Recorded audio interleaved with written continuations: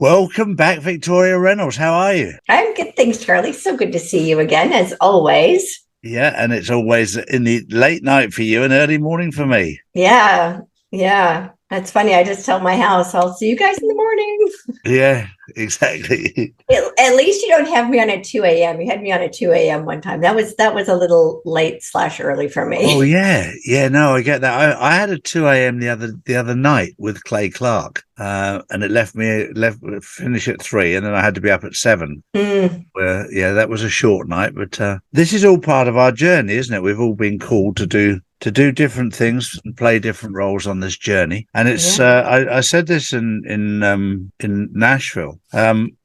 We've all got something and some reason to be doing something. And we've all made mistakes in our lives, and there's been many different things that a lot of people think, well, God couldn't use me. God can use any single person. I'm trying to think of the actual saying. I've got it here written down, so I'll have to see if I can find it here. 1 second. Yeah, here we go.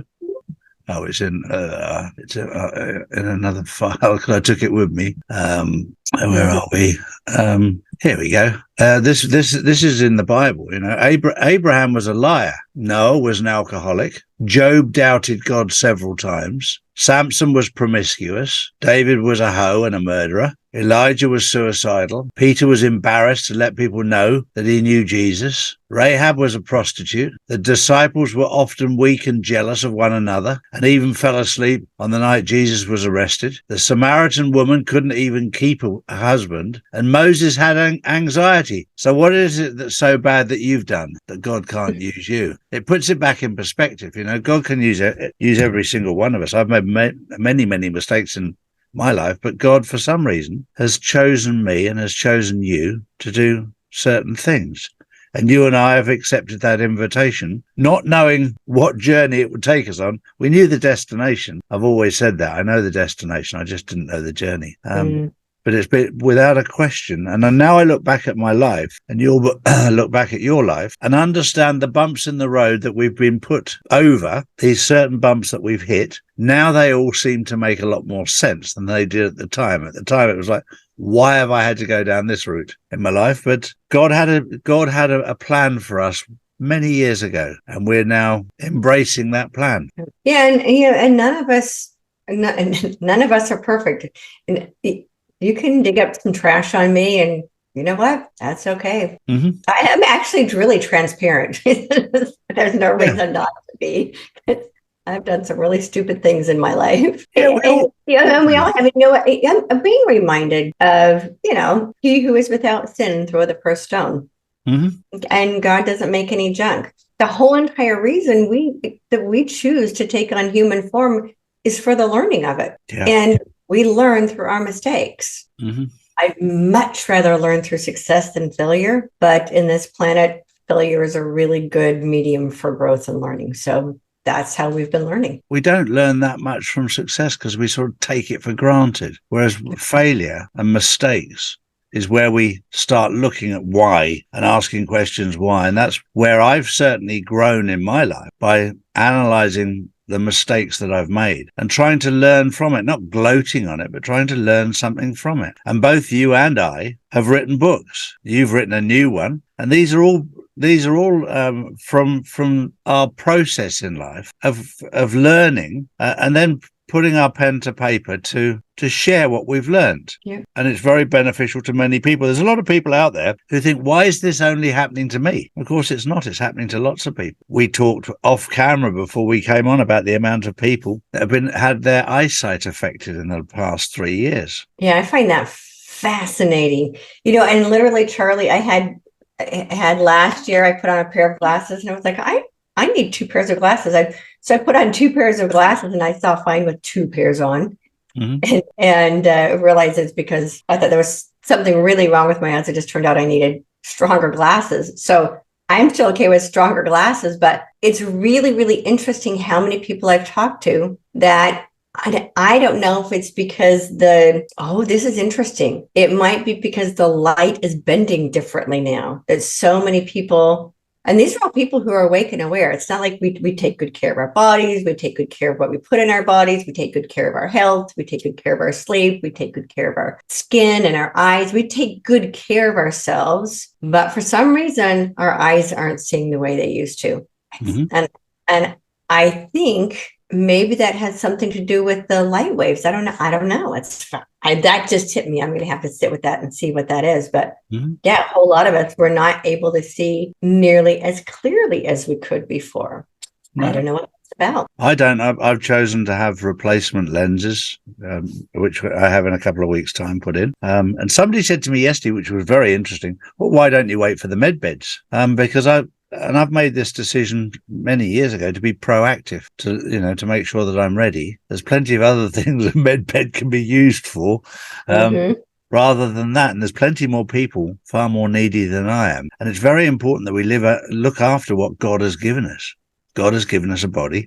And the most important thing at this moment in time is to look after our immune system ourselves, rather than be dependent on big pharmaceutical companies. We get so dependent on these people, whereas we need to learn not just to look after ourselves, look after the planet with common sense, not with stupidity. All these save the planet people are the people that are discarding their masks all over the place, and you just go, you are focusing on one problem and not another. I mean, that's just because they've so you have a lot of people that are part of the Save the Planet. They don't know that they're wrapped up in a narrative, but it's the corporations okay. So here's one thing that I started saying years ago: he who screams the loudest has the biggest skeletons in their closet. Yeah, that's so true. And so those corporations that are out there, it's actually called greenwashing. You have these corporations that are out there greenwashing people.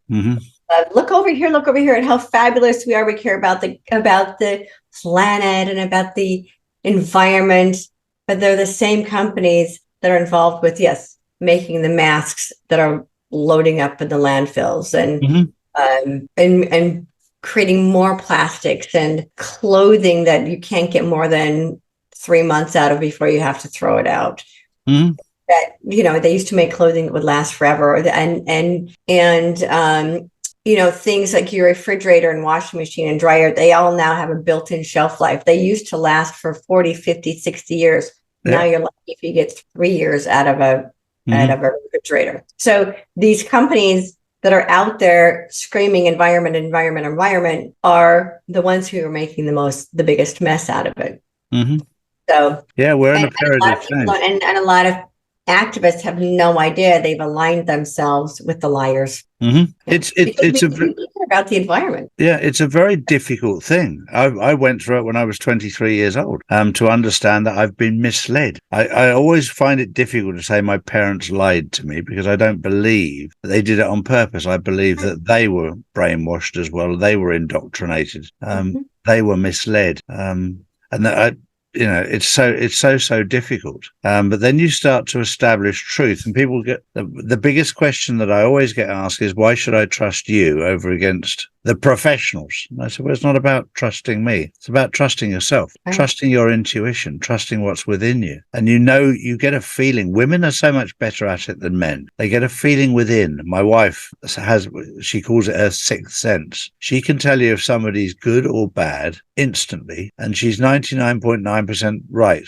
The odd 0.01% will fool her, but that's rare. The majority of the times, she's bang on right. And most women have that sense about people in life, good people and bad people. The funny part is when I speak at these different events, one of the first things, because I've taken a lot of abuse online, one of the first things a woman will do is squeeze my cheeks, just to make sure I'm real. And it's one of those touches. They know that they trust you and they believe you.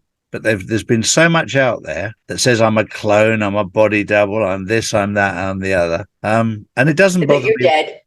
Oh, exactly. Yeah, I've been dead twice. It's this is all part of the journey. Those people that are awake and aware, that they can see it, they can feel it, they know within themselves. It's always very, very good for me as well to actually meet people face to face, because I see people on a camera, and it's very, very touching and very, very moving when you see people face to face. I would suggest at every single event, at least half a dozen women and a handful of men will just cry on your shoulder and say, thank you for getting me through this. None more so than a lady in a wheelchair who said to me, you saved my life. And I look at it and realize, you're saying that to me from a wheelchair. I mean, you're the person that had the strength of character to come to an event like that.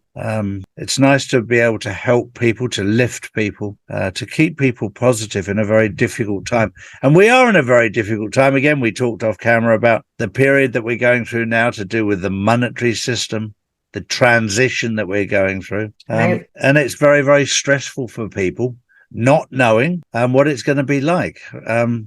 People need to know what's going on, but they also need to know that if they connect to what's within them, which you're very, very good at, connecting to what's within you, if you look at it from a peaceful side rather than the panicking side, if you make judgment when you're in panic, then you tend to make the wrong judgments. Right. Whereas if you're at peace within, knowing that God has control over your life and he will put you in the right place at the right time with the right tools that you'll be needing for that journey. Everything in your life is controlled by God and is run by God.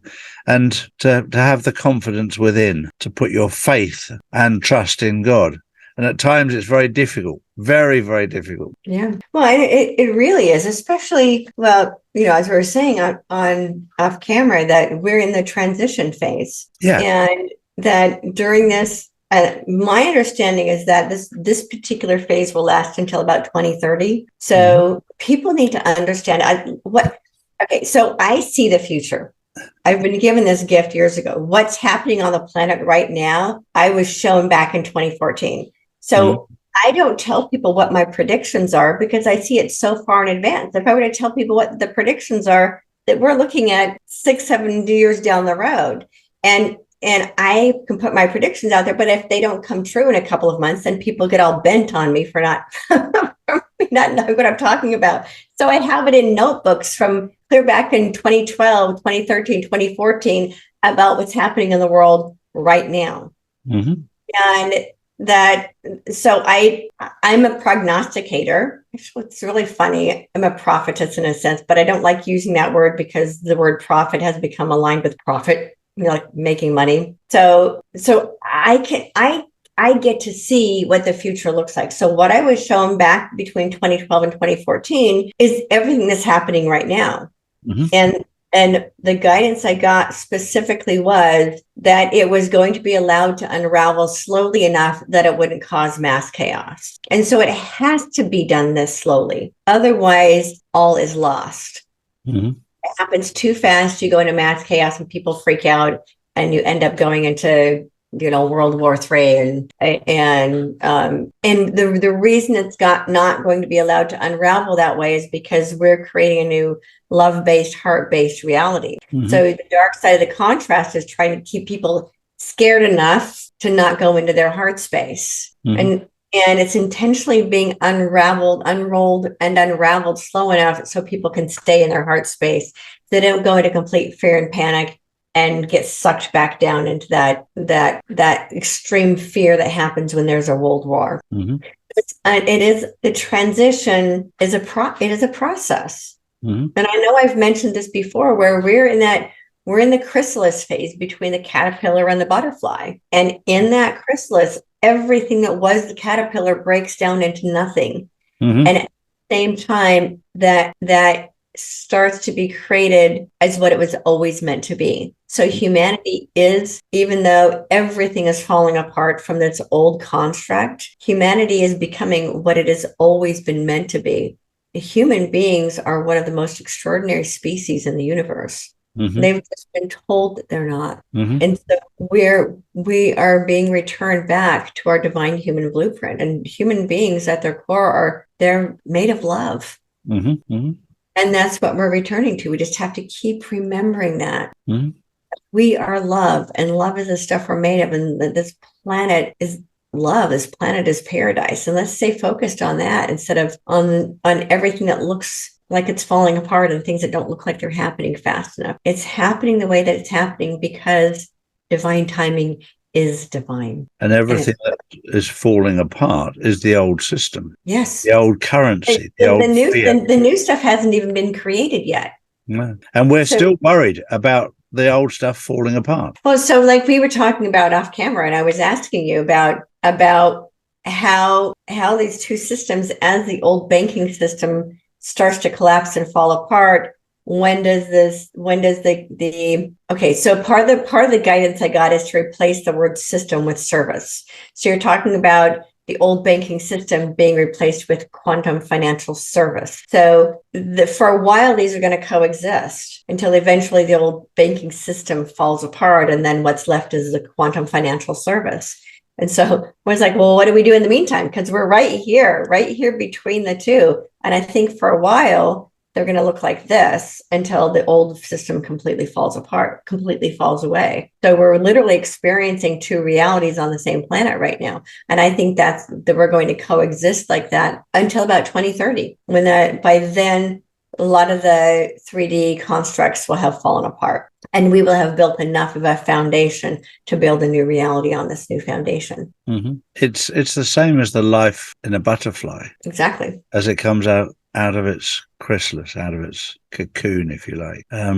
And it's detaching itself right now. And for those people in the fifth dimension and above, they're already alive inside the butterfly. But it's still the cocoon, the chrysalis is still surrounding us. Mm-hmm. And it's cracking, it's opening, and the release is happening. And here's one thing a lot of people don't know about butterflies. So I actually raised butterflies last summer. I don't know if I told you that. I rescued a butterfly, and I happened to have a butterfly house, and I put it in there, and I got a monarch butterfly, and I had the right plants out in my yard, and she laid eggs, and I watched the eggs hatch and had caterpillars, and they grew into butterflies. And I got to watch the entire life process of the butterfly. It was really cool, right there in my kitchen. And so even when the butterfly emerges from the chrysalis, it still doesn't fly for a couple of days. Mm-hmm. So there's a process there. And each one of us are going through our own individual metamorphosis, and the entire planet is going through a metamorphosis. So rather than be so incredibly concerned with the planet metamorphosis, we have to first look at the metamorphosis within ourselves. And a lot of people want to like break free from 3D and think that they're just going to magically, everything's going to be better.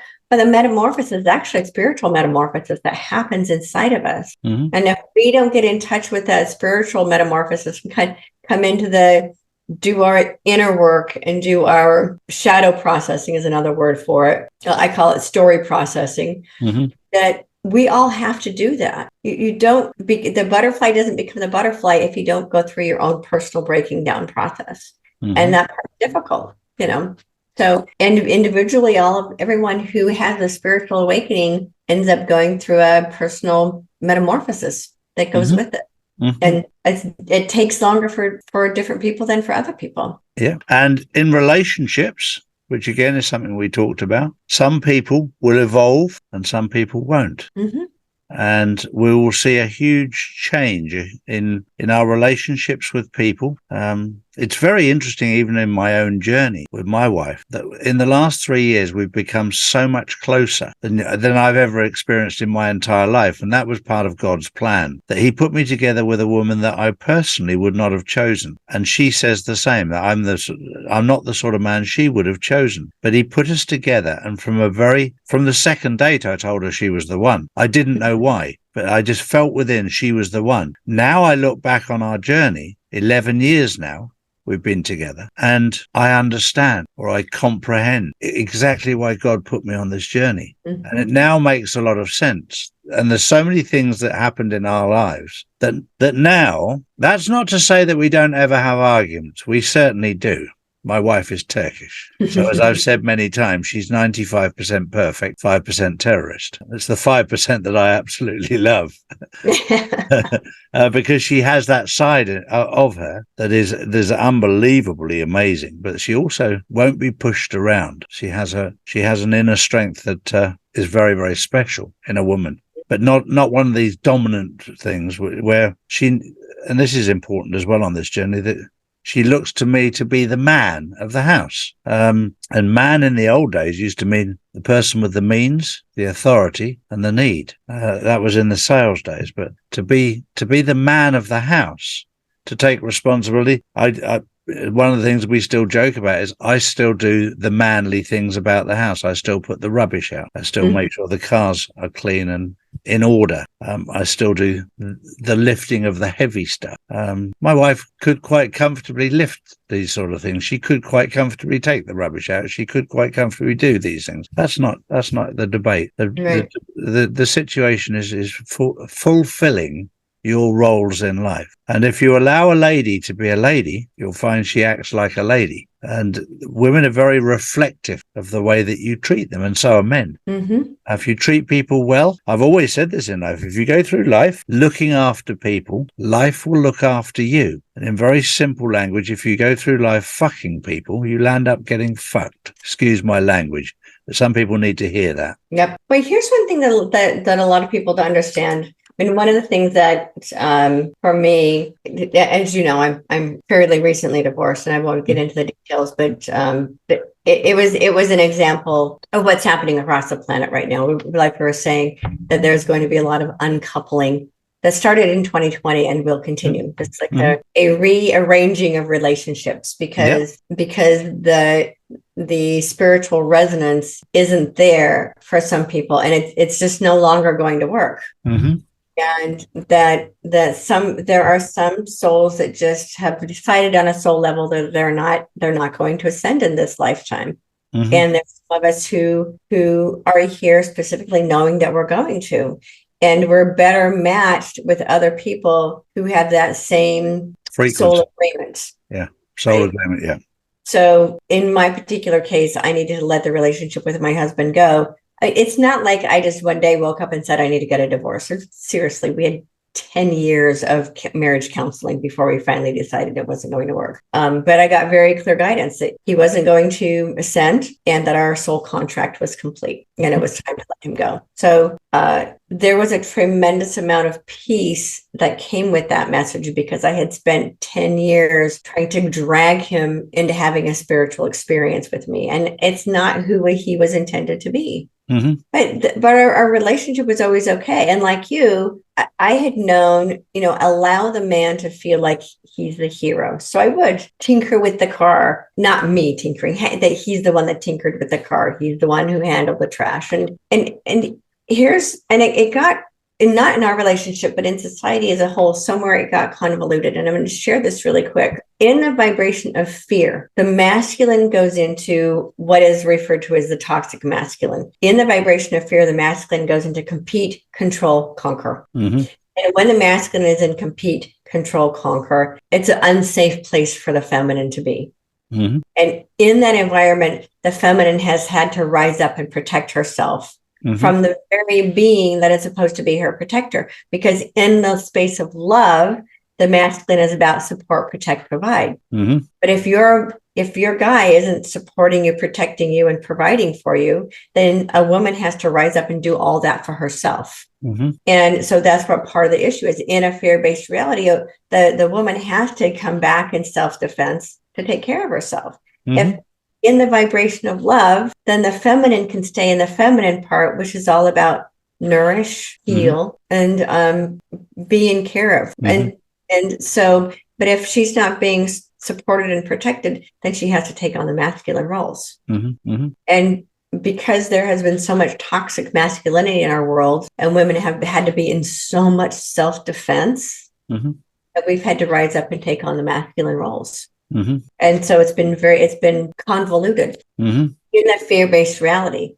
Now, as we come back into this love-based reality where everyone accepts that all of us, every person is both masculine and feminine, and we call on those aspects of ourselves as needed. Definitely. Now, I'm a single woman. I have to take care of my own support, provide, protect. Yeah. And I also have to take care of my nourishing nutrition, right? I'm also still a mom. So I'm also still handling all the feminine roles as well. So that's just the reality we live in. And part of what's happening in the world is that as what I call the dark side of the contrast, is constantly trying to pit men against women to keep us divided and conquered in every possible way.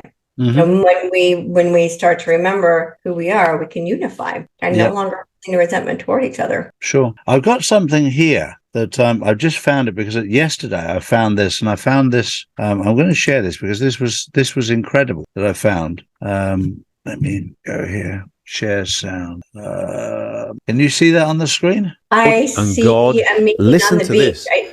The world calls it freedom, but God calls it disobedience. The world calls it abortion, but God calls it murder. The world calls it dating, but God calls it fornicating. The world calls it fortune telling, but God calls it witchcraft. The world calls it attraction, but God calls it lust. The world calls it an affair, but God calls it adultery. The world calls it LGBT, but God calls it sin. The world calls it yoga, but God calls it demonic. The world calls it Marian prayers, but God calls it idolatry. The world calls it censorship, but God calls it persecution. The world says love is love, but God says He is love. Want to know the difference between the world and God? Listen to this. The world calls it freedom. So, how the world sees things and how God sees things. Okay, so I personally disagree with some of that stuff. So okay, well, let's talk about the stuff you disagree. That's a preacher saying what he thinks God thinks. Okay. We do not know. No one knows the mind of God. That's a religious person who's putting his own words in what he thinks God wants. One, God is not a he, for starters. So I disagree with some of what this preacher man is saying. That's all I'm saying. Okay. All right. There's a difference between religion and spirituality. And there is a massive difference. The point I wanted to make from that is that we see things, and we have seen things in this world differently from how God sees them. How do we know? I've learned to know because I trust God and I go within, and God has given me the answers. He's shown me different things that I've thought on this journey, and he's made it very clear to me on certain things, none more so than I disagree with some of the things that particular person says. There are men and their man-made religions who have put words in God's mouth. God is love. God is love without question. God's love is unconditional and pure. It is, but the world has made us see things differently to how God has seen it. And there's so many things that I saw. I used to justify drinking because Jesus turned water into wine. That was my justification, that it was fine. But that wasn't what God intended. Well, wine was also different 2,000 years ago than it is now. Yes, of course it was. And there are many, many things. And this is where we need to trust what's within, because God created us in his own image, and he's made us by definition creators, and we need to be creative. And each person will, and you're absolutely right, will define certain things differently, and there's nothing wrong with that. I use the analogy. Absolutely, because I think it's really important that everyone has their own. I talk about this a lot. Every person's perspective, every person's perception is just as valid as anybody else's perception, because every person is seeing life through their ability to see. And so I see things differently than this religious person. But it's the same analogy that I make of the Mediterranean. Because I don't do organized religion. I see things very differently. I see everything through the eyes of unconditional love, and I have different labels for it. But you and I both. But this person is perfectly wonderful. And I know that this person is doing great things with what they're teaching. My only concern is that when we start putting fear in the name of God, because God is not fear. Well, you and I both had religion divide our families, so we have a different perspective. I often say about the Mediterranean, my view is different to a diver's view, and they're both accurate. Correct. That's what's important, is that every person's perception is correct. Whereas it's like I can't see without my glasses. Oh, look, I put glasses on and I can see my wrinkles. And right? You just put on a different lens and you see things differently. It doesn't mean that what I see is right and what they see is wrong. It's just a different lens. And we're going through a phase right now where the left, sadly, if you don't see it their way, they cancel you. They won't talk to you. They won't discuss anything. You have to. Okay, but I experienced that growing up, Charlie, with the extreme right. Same thing. Exactly. And then that's the issue. The two extremes are the issue. But what's fascinating to me, of course, we know why, is that the media only talks about the extreme right. Of course, the media doesn't talk about the extreme left because it's I don't want to say media because you and I are both media. Yeah. The better word, and the word I've been using lately, is corporate media. Yeah. Right. The corporate media is funded by the far left. So, of course, they're not going to be talking about what they're doing over there. Yeah. Yeah. Of course. Right. So they're like, no, don't look over here and look over there. Look at what those people over there are doing. Yeah, you're absolutely right with religion because I've become anti-religion. Religion wasn't created by God. It was created by man. And most of the time it was done to divide. My religion's better than yours. None more so than when I grew up with the Protestants against the Catholics, where they have the same Bible, they have the same God, but because you see it differently, I've got to kill you. I mean, that made no sense to me as a young man. It makes even less sense to me now. And yet that, Charlie, that is the ultimate act of using God's name in vain.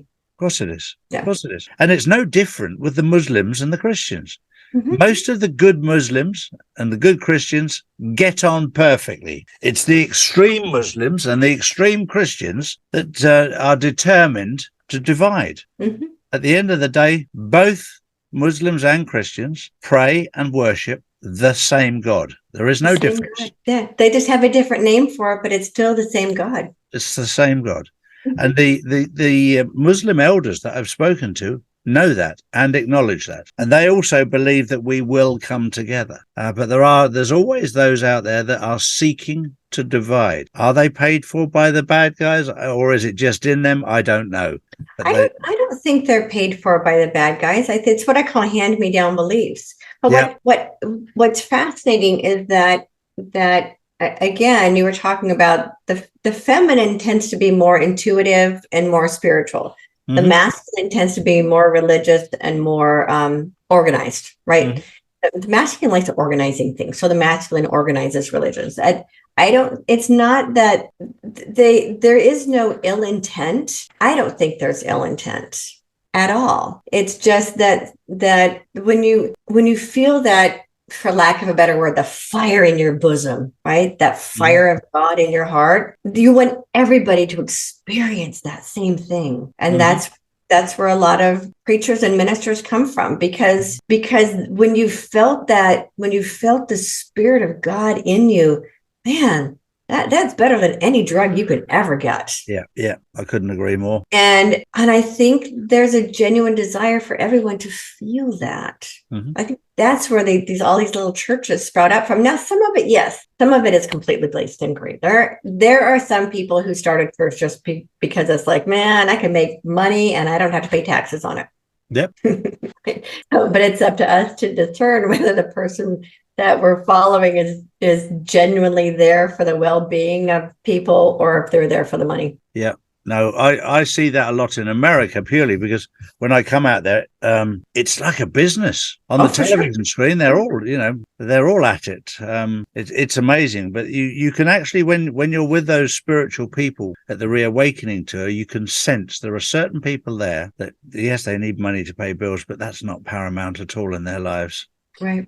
Their calling is far more important to them, and they leave the rest to God. Right. It's service over profit. Yep. And, I have a friend who gave me I think I told you this before. I have a friend who gave me the best word for some of the other people, right? They're amazing actors. And he calls it pimping spirituality. Yep. And there are people who start churches for the money. They're great actors and they're great at talking people into giving them money. And there is some of that even within the what I call the so-called truther community, because not everybody in our spiritual community is telling the truth. Some people are just spouting what they're spouting because there's money in it. Yep. And some people are pimping it. Yeah. And so it's really, really, really important for people to follow their own discernment. And if you're watching, and I tell people all the time, if you're watching a show and you're getting sucked into the fear of it, stop watching it. Yeah. Yeah. Because we are here to move humanity forward. And the way to move humanity forward is through love, not through fear. Yep. It's being a service to humanity, not in service to self, not in worship of the almighty dollar. That's so true. And I'm not, and I have no issues with money, because right now it's a necessity. We need it. And I was just telling a friend of mine just before we came on, I said, can you imagine the world we live in when money and love go hand in hand instead of money and greed? Oh gosh, what we could do with the world when money's in the hands of love.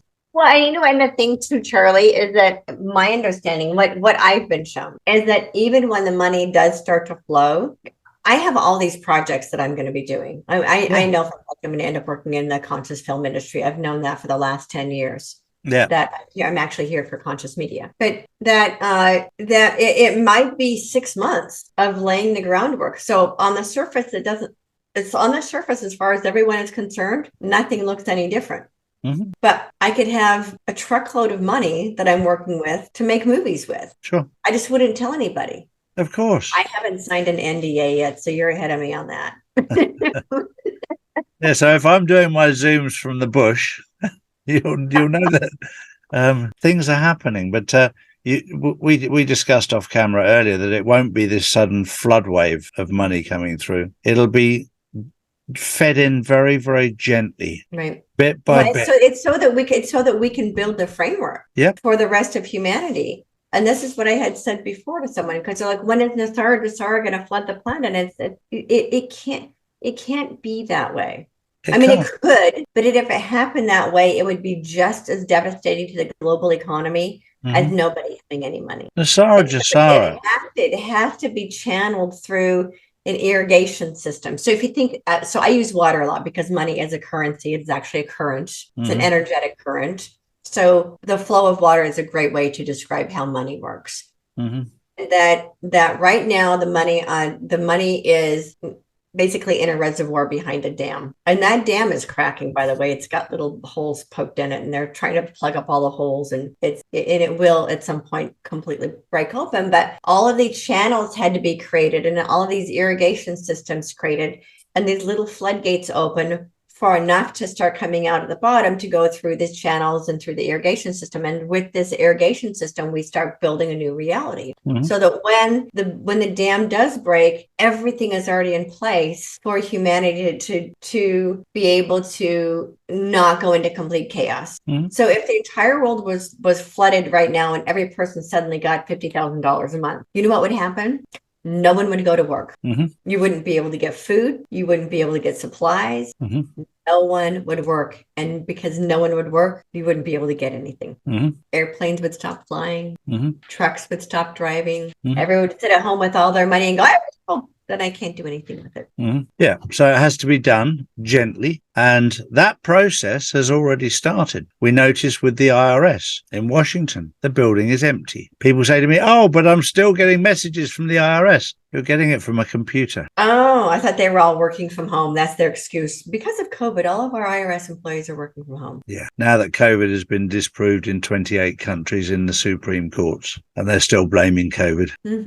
When a ship comes into harbor, you don't jump off until it's berthed. And at the moment, we're in the berthing process. We're right in the middle. The ship is coming and it's not tied up yet. They've closed down the building, the IRS in Washington. There's a fence right around it. They will close them down one by one by one. In the meantime, you pay your taxes because you'll get it all back. You don't need to stress and worry about that. But at the moment, we don't drop to their level. We do the right thing and wait for the right time. So if you've got tax bills, you pay them. at this moment in time, until such times as it's over.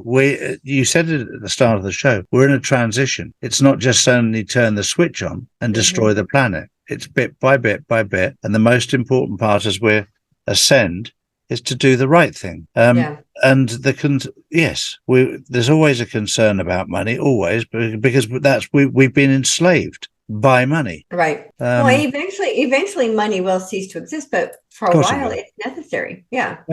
It's a necessary evil at the moment. And I had asked you about that too. I don't remember if we talked about it on camera. The same thing with banking, because there are people who say, well, when the RV happens, do I put my money in a bank, or do I put it in a mattress under my bed, or what do I do with my money? But right now, we because the other model hasn't been created yet, we're still using the old model to put our money in. Yeah, it's very true. You're saying that the money that's been borrowed will be given back to us tenfold. Okay. 100-fold. And I actually have one more question for you. And this was actually from another friend of mine this morning, because we're talking about money a little bit. She asked me about, and I didn't know this was a thing, about how I knew our birth certificates were borrowed against, but she was saying something about marriage certificates and death certificates and even divorce certificates. Those are borrowed against as well. Yep. And how does that get paid back? So I got to tell you, when she was asking me, and I'll tell you what came through. She said, how does this work? And I said, what I'm hearing is that they're actually treated like bonds. Yep. I know nothing about investing. I'm sorry to do people. I'm not an investor. I get my guidance straight from source. So what I was seeing is that these documents are actually treated like bonds for trading. Yeah, that's exactly right. And then I was like, oh my gosh, they actually call them marriage bonds. Yeah, that's exactly what they are. And they're being traded all the time. So if the lady in question has been married 5 or 6 times, she's worth a fortune. No, she said, please tell Shirley that I'm really good friends with Kendra. Okay. I told her I'd name drop for it. Yeah. But no, I don't quite understand how that works. I just know I was shown that these documents are all considered bonds for trading. They're traded as an asset on the stock exchange to make money for what they call themselves the global elite. They've been trading them since you were born. All your life they've been trading you, and you've probably been traded for $5 or $6 million. That because that's the value they see in you for as a taxpayer. That's how much they would expect to get back from you. So they'll have traded you as a commodity, as a corporation, as a corpse, because you were declared dead at birth as a living soul. Mm-hmm. And a corporation was formed in your name. This is why you're not given your birth certificate. You're given a copy of your birth certificate.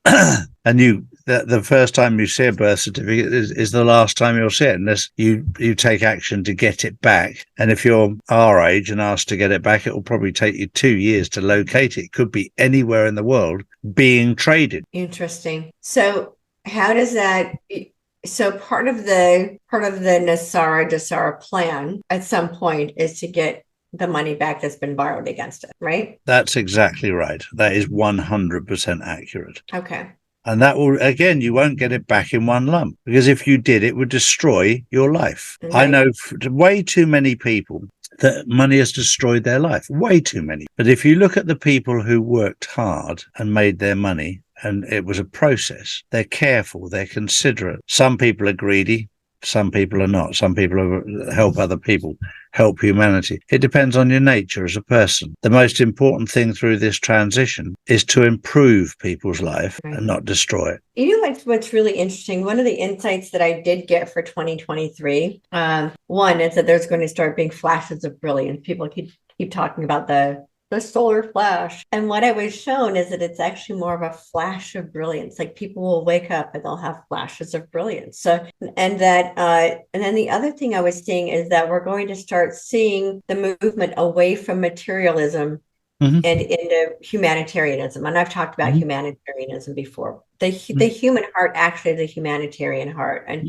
so we'll start to remember our natural state of humanitarianism. And the other thing that we'll start seeing is that more and more people are going to start having spiritual awakenings. We'll start moving more and more away from the physical, having to have stuff to complete because people think they can actually buy happiness, and understanding that the true happiness comes from within, having this connection to the divine. And so we'll start seeing more and more people moving away from looking externally for fulfillment. That's a mouthful. And moving more to understanding that fulfillment comes from creating that peace within yourself and with the connection to the divine. So we'll start to see more of that in 2023 as well, as more people start having awakening experiences. So coming back, I guess back to Jesus is a way of calling up, but people are going to be brought to their knees. And when people are brought to their knees, that tends to wake them up to a spiritual inclination. So as we start to see more and more of the old world break down, and that's going to feel like, well, thank goodness all hell is breaking loose on the planet. But as that brings people, basically that as our structures start collapsing, that's actually going to create the mass awakening. So we're moving out of the Great Awakening phase and into the mass awakening phase. And so I think that's what we're going to start seeing this year, is more and more of the masses starting to wake up. Wonderful to see you, Victoria. Good to see you too. I'll see you next month. Yep, perfect.